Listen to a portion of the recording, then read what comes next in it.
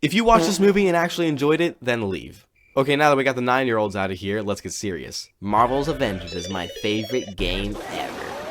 Chances are you may have possibly kinda heard about this game, maybe. Marvel's Avengers is a game. Done. Life is short, play. Oh, okay. Square Enix. So, you know, the same guys that made Final Fantasy, Kingdom Hearts, Nier, Automata, Outsiders, and the Guardians of the Galaxy thing that was just like advertised once on this planet and then disappeared forever. Also embarked on a journey that they sure as heck regret today. Marvel's Avengers. A game about the Avengers doing stuff in a city. Yay. Now, while the story in the game might not sound super unique or bleeding edge, it's the story of the game that we'll be taking a dive into today that's much more intriguing. How did a roughly $200 million project get suddenly taken down on all official storefronts? Something very intriguing indeed. I bring you the climactic ending of a not so climactic game. Don't forget to subscribe.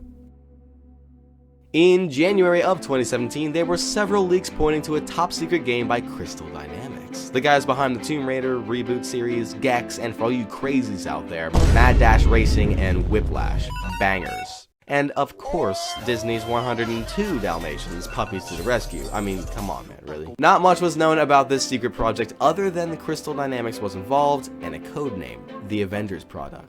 Ugh, the Avengers project. This seemed interesting. And then later on June 11th, 2019, we finally got the first trailer. Yay. Now it was on September 4th, 2020 that the game was officially released. Yay again. So the game was here. But was it good? The early reviews were in and interesting. People praised the combat and the story, which was something about Miss Marvel having to bring the Avengers together again because AIM is mean and stuff. I don't know.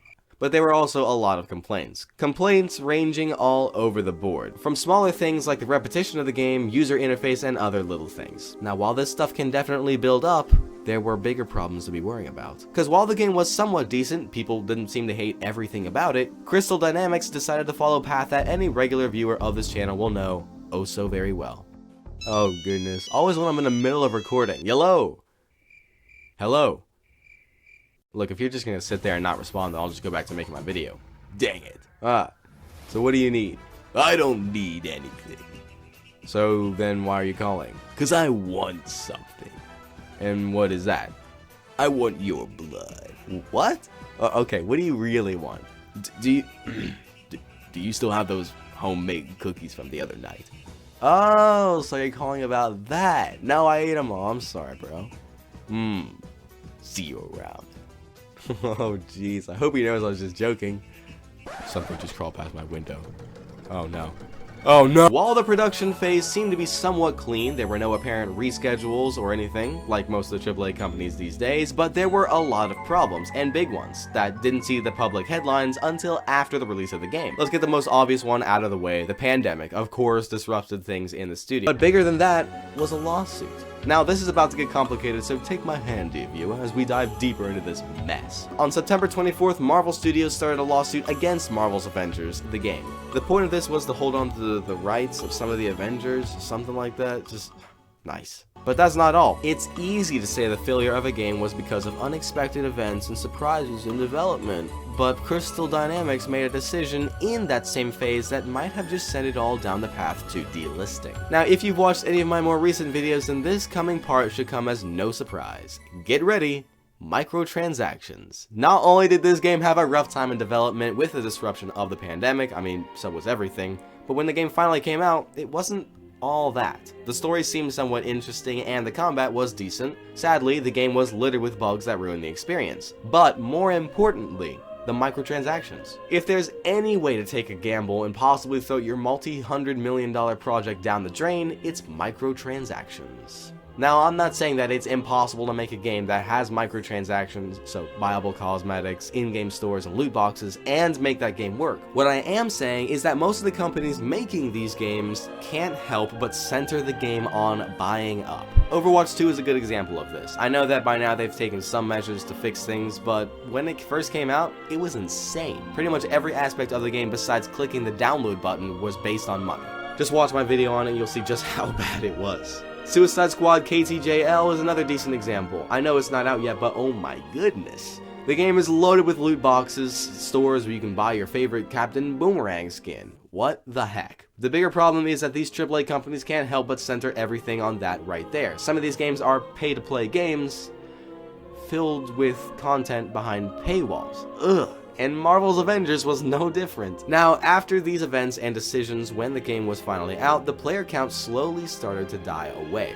Why? The game was updated somewhat frequently, and people seemed to be excited for the game, so why was it just fading away? Well, enter the competition that sits under the same umbrella. Marvel's Avengers not only had to struggle behind the scenes before the game was even out, and not only did it have a wonderful and perfectly executed microtransaction system, I'm being sarcastic, but it had to compete with other games centered in the Marvel universe, like Guardians of the Galaxy, and then later on, or more recently, Spider-Man 2 for the PS5. I mean, I've heard tales and fables about how people just disappeared when Spider-Man 2 came out, only to reappear like 2 weeks later. Of course, with bloodshot eyes and a worn-out controller, or two. So, with Marvel's Avengers struggling to hold on to their player base, they released the update 2.8 on March 31st of this year, the last update this game would get. They made a ton of stuff free, they gave people in-game rewards, and a bunch of other stuff. It was soon followed by the announcement that they would no longer be supporting this game, and on September 30th of this year, the game was officially delisted from all digital storefronts. But like a month before they did that, they released a, once again you have to pay for it if you don't have it already, version of the game where everything was free. You had all the Thor emotes and all the Iron Man sprays for free,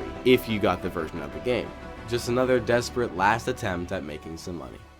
Simply put, Crystal Dynamics set out to create an Avengers game. Though the production phase was a little bumpy with the pandemic, that was only the beginning, as Marvel would sweep in to help out the process by filing a lawsuit against the game for copyright of some of the Avengers. That aside, the game was released on time and the numbers and reviews were in. The story seemed to work and the combat system was onto something, but the first impressions were tainted with countless bugs and glitches, and, of course, the microtransaction system that gave the game a nice little kick in the butt.